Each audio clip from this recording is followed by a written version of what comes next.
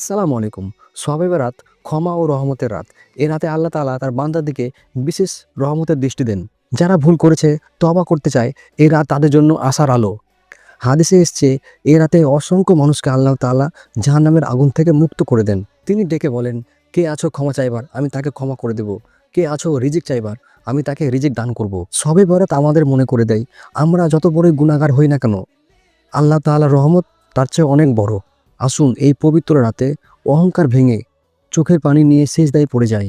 নিজের জন্য, বাবা মায়ের জন্য, পুরো উম্মতের জন্য দোয়া করি। হে আল্লাহ, এই শবে বরাতের রাতে আমাদের ক্ষমা করে দিন, আমাদের তকদির ভালো করে দিন, আমাদের আপনার নেক বান্দাদের কাতারে শামিল করে দিন। তবে আপনাদেরকে আরেকটা কথা বলে দেওয়া ভালো, আমি এই বিষয়ে অনেক ঘেঁটে দেখেছি, যতগুলো হাদিস পেয়েছি জাল, জয়ীব ও হাসান, সহিহ হাদিস আমি একটাও পাইনি।